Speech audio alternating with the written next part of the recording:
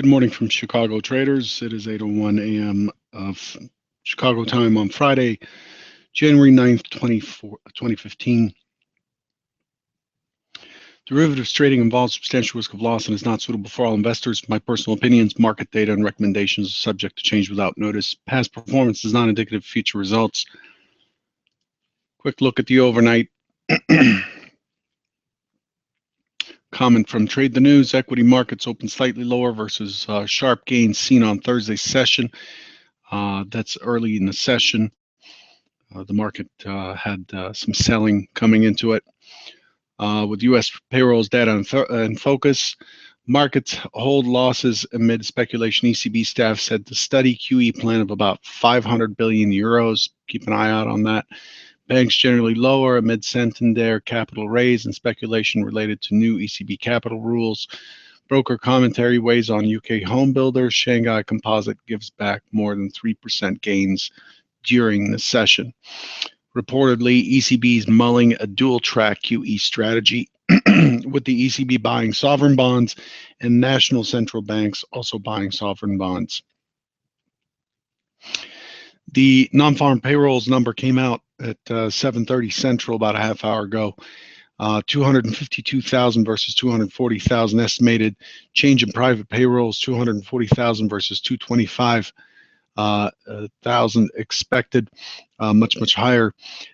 December unemployment rate fell to 5.6% versus 5.7% estimated. This is the lowest since June 2008.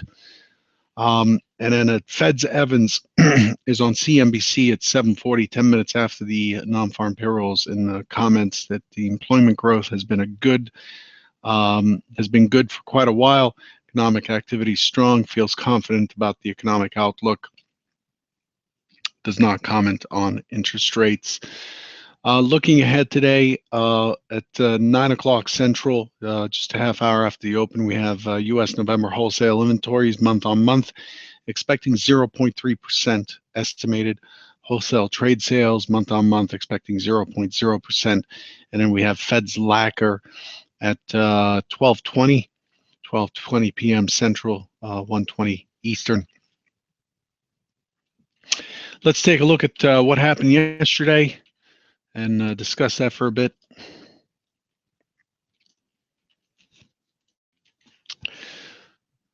Let's switch this back to day session. So yesterday coming in, we were opening in this key area, key test area. The expectation was it was basically opening against the mid of the swing low. This swing low here, and it was opening against a microcomposite low volume node. The primary hypothesis yesterday could not have been more wrong. The primary hypothesis was for responsive selling. The expectation was responsive selling back to 28.75 into this high volume node here shown in these red dots. As I zoom out, you can see where that volume comes from. This composite here is formed from October 31st till now. October 31st is a gap day and basically makes up what this session is right now. It looks like a lot of compressed information. It's just that I'm using a 15-minute chart and a 60-minute periodicity, so there's a lot of data on it, but this is only temporary. So we moved from below and pulled right up to this high volume node. This is the second most important high volume node in this area, and then we stopped on Wednesday. We stopped just short of it. And then yesterday, the expectation was for it to try higher, potentially take out the overnight high, which it did early on, and then find sellers, responsive sellers in this expected resistance area back down to 2028, potentially to push through to 2025. Did not happen at all. The open was slow enough to lead me to believe that it was not an open drive, although the low print and the opening print were one and the same. The NASDAQ did a better job testing lower on the open by 4 points than the S&P did. And in the way it formed this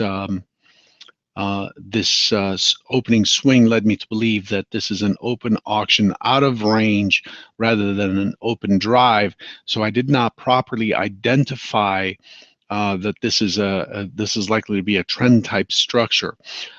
Because of that, this was my secondary hypothesis, OAOR open with a gap. The probability for a gap fill here was in the 30, looked at it yesterday, it was 30-something%.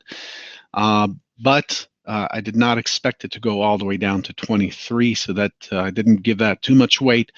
And then the expectation was for it to push up and respond. Hypothesis 2 was what happened here, except hypothesis 2 was it was looking for, again, a slight push up, responsive selling, and then I looked for the responsive selling to fail, and my plan for hypothesis 2 was to look for failure to push into the gap, then to get long on the turn for a push into the levels that we tested yesterday. The key areas tested yesterday, the primary target, as I'd mentioned on Twitter, was 46.75.48. In fact, I talked about it during the Trader Bite. And then the next target up would be 20.53.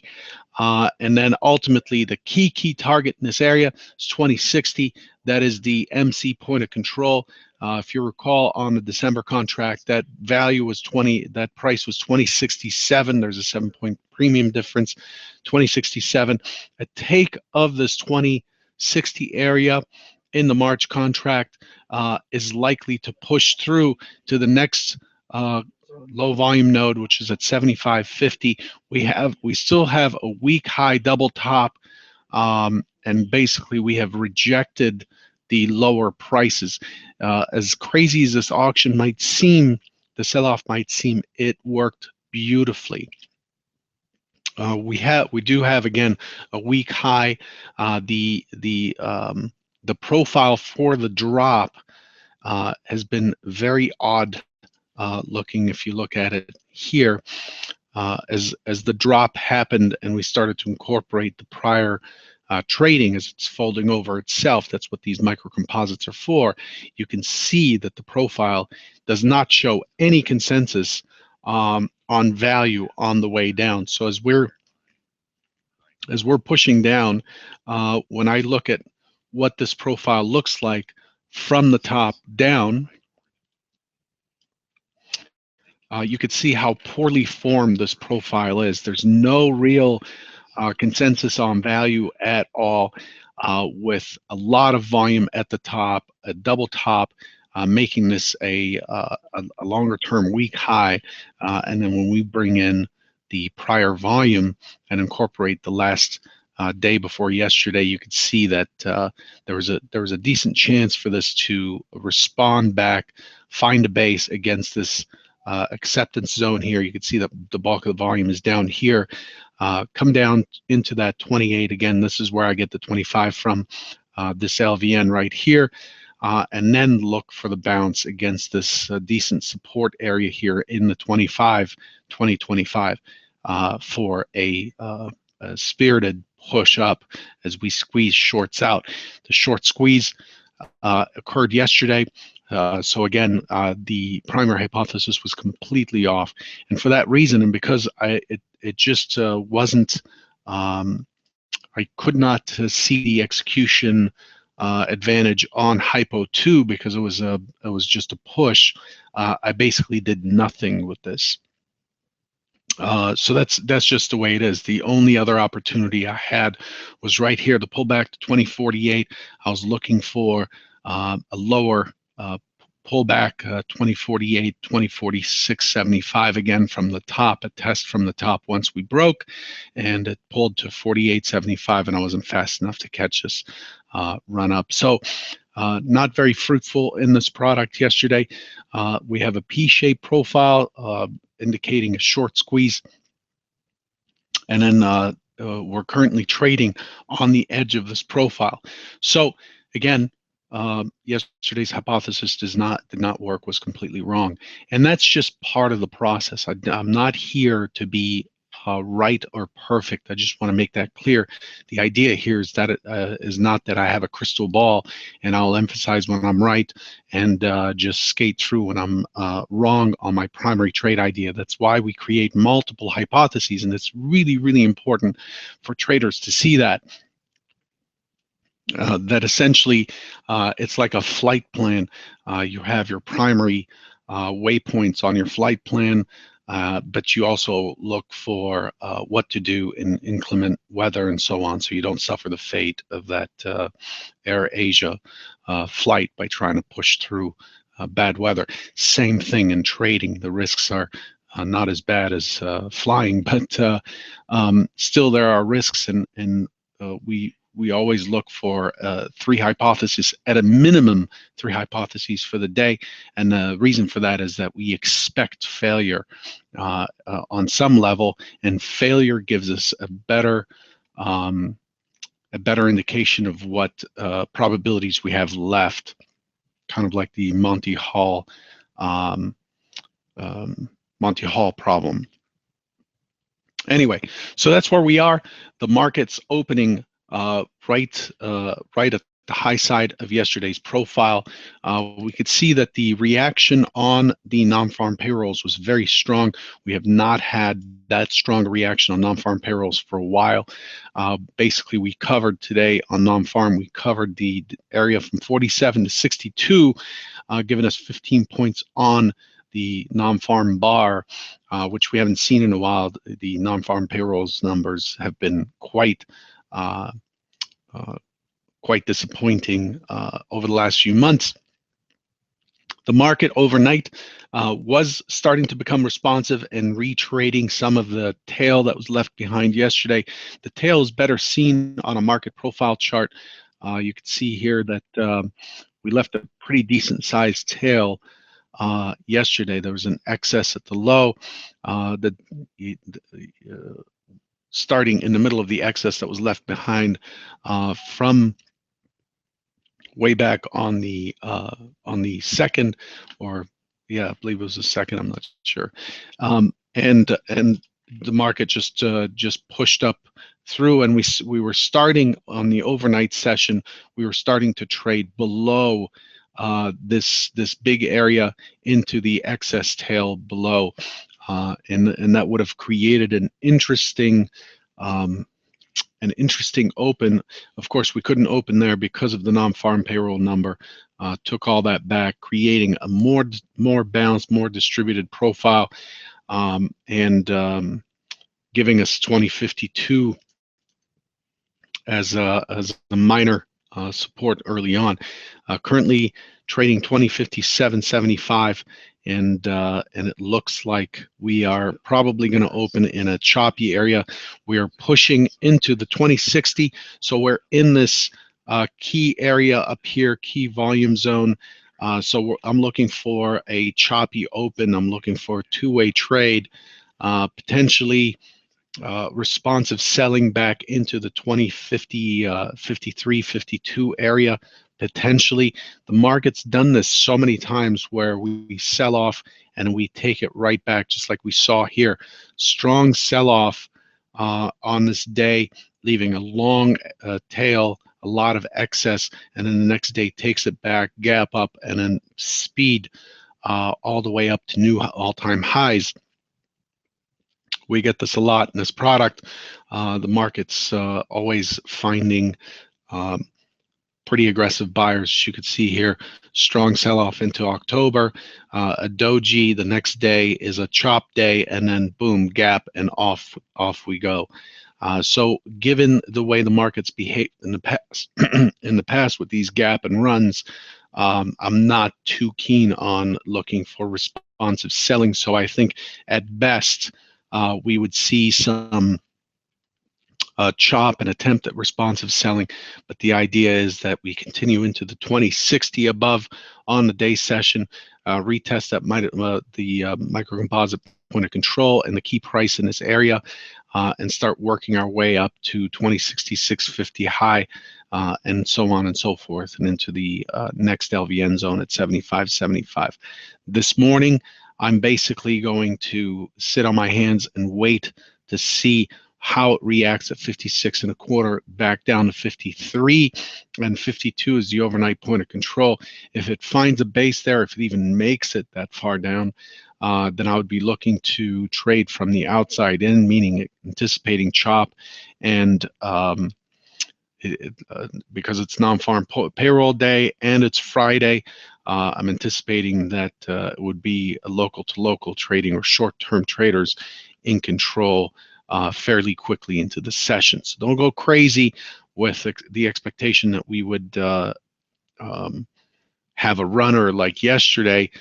Yesterday, I can tell you hands down, and I've said this for years, yesterday is not my type of day.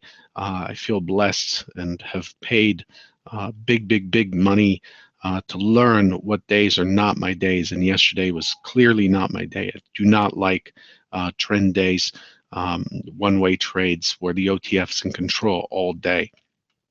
It's not my kind of day. So nothing to do there. But today, given that we had this trending type of structure yesterday, given that we're against this high volume node above, given that we have pretty decent acceptance yesterday afternoon, the expectation is that we're squeezed between two areas, two high volume areas, the upper one being more significant in its in the reaction that we've had up here on the microcomposite, but the lower one being the most recent, is having been formed yesterday. So I expect it to chop around pretty aggressively on the open, and then I expect the higher time frame to step aside and let the shorter time frame take control. I want to remind you again, as I always do, that it is Friday. Do not burn a hole in your pocket today. Today's not the day to be aggressive. Obey your risk. Don't give trades more room than you had planned to. Just please remember, if you've read The Chimp Paradox, which is a book I highly recommend, just remember the person in the trade is not the same person that has planned and decided to take the trade. Two different mindsets there. We are different people. We're a different person while under stress or have something at stake. So don't try to make risk adjustments or risk changes once the trade has been put on. This has been the bane of many accounts, many an account that have been pushed into liquidation, where you just give a trade, you lost some money, so there's no way you're going to get out. You're going to wait. You're waiting for break even. Blah blah blah. Through stage 5 trading, I've watched risk here.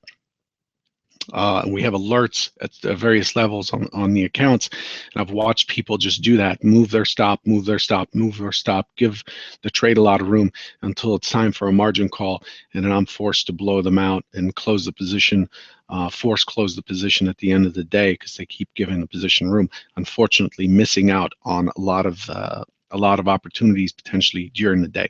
Risk is king. I'll leave you with that thought.